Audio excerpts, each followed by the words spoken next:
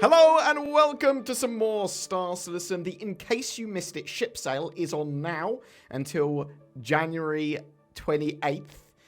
Basically, this is all the ships that were available during 2024 on sale until the 28th. And now's a perfect time to pick them up if you want. My whole thing with spaceships and Star Citizen is that you can get all of these in-game. So bear that in mind. With some of the ones that are concept that we'll talk about, they are going to be available as soon as they're released, whenever that is, hopefully a lot of them this year.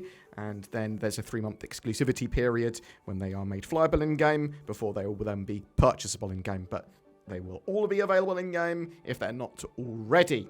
And there's a big range of ships. So for combat ships, well, actually, I suppose we can go down to the bottom and actually see how much they're selling them for. But there's a load of ships available. And they've got them, sectioned off into different types. So combat ships, war machines. We've got the F-7C Hornet Mark IIs. So you've got the standard civilian one, $175. I really do like it. There might be ways of getting an upgrade again to make them be able to be the F7A Hornet Mark II, the military version, again in the future. And they've done that through doing some missions and stuff like that previously. And just like golden tickets, I would expect ways of getting them in-game will come back. But yeah, that's the civilian version. You've then got the variant of that, the tracker, $185. Basically, you've got better sort of radar scanning detection. That's the idea there. Really good idea to have one of these medium fighters that there's a tracker if you're running a wing of ships, or if you're using it as a bounty hunter ship, that sort of stuff. It is effectively a scout or pathfinder, is the way they say it here. Also got the F-7CS, the Hornet Ghost Mark II, $185. It's basically a stealthier version of that Hornet series. Stealth isn't really super needed in game yet. It will be in the future. It will be used a lot more. I think after they've got engineering and then start to actually work a little bit more on the sort of physicalized component stuff. There's going to be a lot of feature stuff coming in for components and stealth and how detection and radar and everything all works together. We've got the Mirai Guardian. Now, really like the Guardian. I think it's a really cool ship. Long-range heavy fighter. Pretty powerful. It's got those 2 big size 5 weapons. Really like the idea of it. I say idea, I mean, the great ship. $250, pretty expensive though. And the QI version, the key, basically is just better, in my opinion. It goes, slightly different configuration of some bits and bobs, but it's also got that quantum dampener, and I really like it for that. It's a single-seater with the ability to quantum dampen. Awesome. And that will make a lot of Scorpius Antares pilots upset because they have to run that ship as effectively a 2-man ship. But $260, you can get that Guardian QI. It will be available to purchase in game with the next major patch, I believe. But it's flyable. Something that's not flyable at the moment is the Paladin heavy gunship from Anvil. Now, this has a lot of very big, very powerful turrets. It is a very focused gunship. Lots of pew pew. I think a lot of people are going to be grabbing this just because it suits a lot of people's needs. When you go, I want lots of gun turrets. I want lots of power in a small ship, and that's exactly what that Paladin is going to be doing. What else we got? The Polaris again. Actually, I say again. This ship is available in game. It is $975 now. I believe it's maybe $850 war bond. Yeah, I think it's $850 war bond. But really powerful ship. It is the first fully fledged capital ship we've got in game that players can fully use, and it's not just a torpedo corvette. although its torpedoes are massive and very powerful, and there's a station for just the torpedoes in the torpedo room, it's got a load of powerful turrets on as well. It's got a hangar on. It is an absolutely powerhouse of a ship for combat and for mission running. Very, very, very cool. You've got yourself a Retaliator as well, $175. It is modular. There are a load of modules to it. Can we purchase the modules? Yes, you can. So you can purchase the modules. Assumedly, we can purchase them separately here as well. Yeah, so at the moment, it's got modules for the front and rear, bow and stern, torpedo, cargo. It hasn't got the drop pod module, but there's other modules that are going to be available for the ship in the future. At the moment, it's sort of just cargo and torpedo. Very, very cool ship. Well, it's the first ship that got me into modularity into Star Citizen, that got me excited about it. I say into it. Then I started buying lots of ships. Got the Sabre Firebird. Basically, it's a Sabre Raven chassis, and then they've just gone bam. That's it's not. It is slightly different, but you've got yourself a basically missile version of the Sabre Raven. I think it's missile version, right? Yeah. Loads of size 3 missiles. $185. Yeah, sort of what you expect from a... Is it a light fighter, medium fighter? Sort of in between the two. Star Lancer TAC. Now, the TAC is concept at the moment, but will be coming to the game really soon because the Star Lancer Max is actually already available and flyable. The TAC is the combat, or more combat version of the Max, which is and the Max is the cargo version. $330. I really like it. I like the Star Lancers significantly more than I do the Freelancers, and it is basically a super Freelancer. It is a much bigger version of the Freelancer. So that's the combat ships, and you've got a load of paints and packs available if you want to grab a load of ships simultaneously. Again, most, if not all of this stuff should be available in game, paints and, well, customization-wise in the future. And you've got some like special deals if you want to get them cheaper on Warbond. So you've got Warbond special deals on the Sabre Firebird, the Retaliator, the Polaris, the Hornet Ghost, the Hornet Tracker, the Morai Guardian, and the QI. Do I just click along here? Okay, it will take me to exploration. So we've got a load of exploration ships available as well. The Zeus Mark II. I do like the Zeuses. So it's the Zeus Mark II ES. I do really like the way they look, the Zeuses.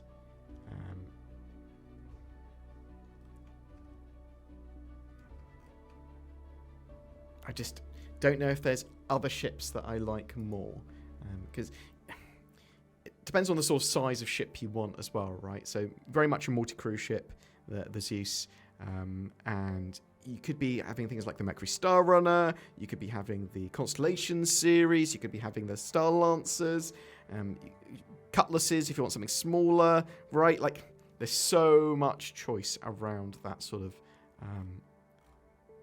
ship range. Is that all we've got for Explorers? Okay. And what else have we got? Racing. So racing ship-wise, we've got 3 vehicles. We've got the Pulse, $30 for that. Basically a little hover bike with a pew-pew on it. Very, very small. The idea is it's an absolute tiny sort of size. You've got the Pulse LX, no weapon on it. It is for racing or for transport. And then you've got the Sabre Peregrine. Again, it's effectively a Sabre Raven chassis, but it is focused for racing. $185 for that. So many Sabre paints. I believe all the paints for a lot of these are just interchangeable. Rescue and medical. Okay, so it was a cool year for rescue and medical ships and vehicles, mainly because I love the Terrapin Medic. So basically they made use of the Terrapin chassis, which is sort of like a scout and scanning, reconnoitering sort of chassis. And they've gone, actually, let's just make it a medical ship. So you've got I believe it's a tier 2 medical bed in there. $220. It's very expensive, but it's sturdy. It can take a beating. It's a great sort of evac medical ship that you can take into military zones, help people get them out, or give like field, have like as a little field medical tent or whatever. And then you've got the Ursa Medivac. It's got a tier 3 Medibed in the back. $60 for that. These just are awesome. And then you've got a Warbond version of the Terrapin Medic. What it is Zin and I really, really like the idea of medical rescue gameplay and the sort of heavy, dangerous sort of evac medical gameplay. Industrial and hauling. So interestingly, they do have the Argo Atlas here. So let's have a look. So you can get the Argo Atlas, the ATLS, in game. Literally purchase it for Alpha UEC already. So bear that in mind. Or you can buy it for $40. I want to see a combat one. I want to see a combat one in game. But they are mech suits, power loader suits, but also with tractor beams on, and they are the best tractor beams in game, in my opinion, at least for sort of cargo and sorting out your hangar. You've got the CSVSM, basically a flatbed truck, $45 for that. A lot of vehicles, I'd say, just get in game, very much so, because they're relatively inexpensive. Bear that in mind. You've got the Intrepid. Great little starter ship. I thought it was super ugly originally. It has grown on me a lot. $65 for that. It is a genuinely great ship to start the game with. Would I want to start with an Avenger Titan or something like that instead? Maybe. I do love the Avenger Titan as a starter ship. Okay, got a concept. It's one of the big concepts. It's an Ironclad. So Drake Ironclad, it is basically a big cargo hauler, but it's got a big opening top, which will allow for ships to get in there, and vehicles can drive in. Absolutely, loads of cargo, potentially as a big hangar, big armored cargo ship, which is very cool looking. And then you've got the assault version, which goes, you know what? I'm going to have a vehicle bay inside, which can potentially craft vehicles or something as well. So, carry, refuel, and rearm heavy vehicles. Auxiliary turret for direct support and suppression. Detachable command module. So they've basically got a similar thing to the Caterpillars as well. Big opening top. Armoured sort of central bay. I thought it could also craft either components or vehicles as well in it. So it can certainly service them. So feel free to correct me in the comments. My brain does wander somewhat sometimes. $535 though, very expensive, and it's in concept, so bear that in mind. Referred to as a combined arms platform, but it's got a lot of extra weaponry compared to the standard Ironclad. Lots of, and then you've got the MPUV tractor, or the T1, basically making the MPUVs modular, allowing it to grab like cargo. It's got a tractor beam at front and back as well. $40, actually a really useful ship. Star Lancer Max, that is available in game now, and flyable, as it were, rather than, it's not purchasable in game, I don't think. Not that I've seen, or can remember. Next major patch, question mark. $250, super freelancer, more focused on cargo, this version. Yeah, I think it's very cool. I think a lot of people love it as well. And then you've got the Zeus Mark II CL, which is the Clipper, the cargo version of the ship, rather than the exploration version, which the ES is. $175. Yeah, I mean, if you like a multi-role ship, it's going to be great for mission running and that sort of size, sort of 2 to 3 crew, and you want a little bit more of a focus on cargo, it might be for you. Now, do we have anything else? I think that is it for the day. Got the Star Lancer Max and the Zeus CL as well, available as Warbond. A load of interesting skins and stuff. I do like the... I wish it was more, more yellowy for the power loader skin. But I'm interested to know if you're going to be purchasing anything in case you missed it sale. You've got until the 28th of January, as I said. Is there anything else going on here? If I go to the home, does it allow me to... I can see all of the 24 ships and vehicles that they had available. Okay. Yeah.